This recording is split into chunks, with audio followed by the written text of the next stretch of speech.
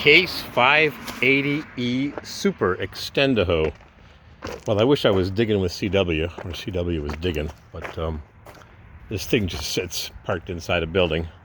It didn't lead the beginning of its life inside because it's rusted. But it lives inside now in a pole barn. But I had some questions. I was just greasing it for the first time since I bought it almost 2 years ago. And I've hardly used it. It was probably used when it was new a lot. I don't know how many hours it has. I'll look at it in a minute. But I was running some grease through all the fittings, some Lucas green grease, and looking for a fitting here and a fitting there, here a fitting, there a fitting, everywhere a grease fitting.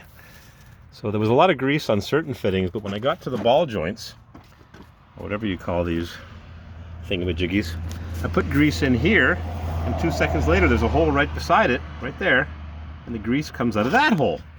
I said, well, that's odd. Maybe the grease fitting popped out and they drilled a new hole. I don't think anybody would do that. So I went around to the other side of my Case 580E Super. And the same thing here. I put grease in the fitting and it pops out of a hole 1/8 of an inch away from it. So what's the deal? And then I crawled underneath it and I tried to put grease in right over there, and that's never been greased because you got to work at it. And then I did the same thing here on the pivot, which is really loose. I had the thing up in the air, the wheels axle off the ground, and I put grease in there, and oh boy, that's loose. It's worn anyways. I don't go very far with it. But I had some questions. Oh, did I put grease in over here? Yes, I did. There's the green Lucas grease. And I put grease in over there, and I put grease in over here, but look at this. Put grease in over here. Lots of grease here. This was supposedly, and I believe the guy, he had some guy come with a drill press, blah, blah, blah, and he took this off and rebushed it and drilled it and whatever. But it takes a lot of grease to fill that up. So that's been rebuilt or redone or rebushed or whatever they do to it. But that's been redone. They greased these fittings over here. But look at this. Grease over here, clean up, Kleenex over here, tissue, grease over here, but I put grease on the sliders. This is an Extend-A-Hoe, which I used for the first time yesterday. I put grease in over there. That's a hard one to get to. That grease fitting is buried, but we got it. But you get over here and you got a grease fitting in the middle on this joint for the shovel, but there's no grease fitting for the end, and I don't think grease went from there to there. So this pin is basically running dry, and that doesn't excite me very much because you want to grease your machine, you want to grease everything, but there's no grease getting over there. A couple of the arms, I had my guy put a screwdriver in and push them over so the grease wouldn't so easily exit from the worn joint. But I'm going to just spray this with wool wax, which is similar to fluid film, but it's my preferred product because I know the guy that makes it. He's a great guy. So this one here, no grease fitting here, nothing. There's no way to grease this. Just spray it with some wool wax, and I'm not going to put white lithium grease on. That's like dried masking tape. It dries up, but no grease fitting here, nothing. So why would they have a grease fitting on the pivot here from the ram, but not here? And I greased this, and I greased that, but you can't grease this pin down here. Same thing on this side. So you can grease half of the top, or a third of it, but you can't grease that. Isn't that strange? Why would they not have a grease fitting? And I looked around, sometimes they're kind of hidden. Grease on the slide. I like to take care of my equipment, and I hardly use it. Grease fitting in there. So I guess I'll just spray it with some lubricant. I don't use it much. I use it to clear snow, and only when it snows a lot. Otherwise I use my K5 Blazer 6.2 diesel. And then I noticed something else. Oh yeah, a couple things. I hate it when I make a video and then as soon as I turn off the camera I remember something. Oh man, I meant to say something. So, hydraulic lines.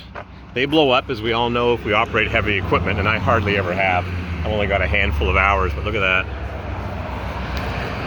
I guess if it looks bad, it is bad, and if that breaks, I'm dead. Can't operate. So I guess I should see how much it costs. Should I have them made up at the local auto supply or truck supply? Put a clamp around that. And what went there? Looks like that was just removed, but what went there? So this has to be changed in my expert opinion. And I'm going to show you something else in a minute. But I did notice that one of these hoses is just hanging in the breeze. I'm going to put a couple of extra triple heavy duty zip ties on. Look at that. That's already been bent.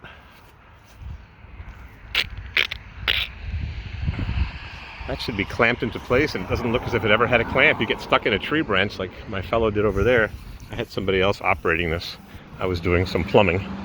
And what a beautiful day it is today on this Saturday afternoon.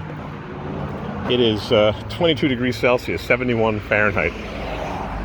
So I crawled underneath, and my antique made in USA grease gun. Try find one of those. And the universal joints can't be greased unless I think you take off the flange, because you can't get the grease gun in. Now I do have one of those grease fittings, but you have to press it really hard. So no grease there, even though I tried. And same thing, try to put grease in the ball joints, or whatever you call that pivot. And same thing on the slip joint. I did grease it, but grease came out of the middle, kind of like the weep hole, but it wouldn't come out of the splines. I just filled it up with grease from my finger. There's also a drive shaft up there. And same deal. You gotta take the drive shaft off to get to the grease fitting, or maybe I'll get lucky. I have a greasing thing that's just a pin with a little piece of plastic at the end, and you push it on real hard, but you gotta center it exactly. And it's a little tough to do. So I'll have to get it. It's at my shop, and I'm not at my shop. And then we got this pivot down here. The grease fitting's hidden by this tube. And I had the wheels off the ground. We were pushing it down with a shovel, and the wheels were off the ground. This axle is really badly worn, but so much for that, because hunting season. I'm not going to be going very far with this. It's actually the first time I've had it off the property. 5.4 miles, 9 kilometers away, and she runs real nice. The fellow told me he put a used engine in, had a used engine put in, and it's got 4 brand new tires, and this one leaks. I've got to fill it up twice a year, and I overfilled it.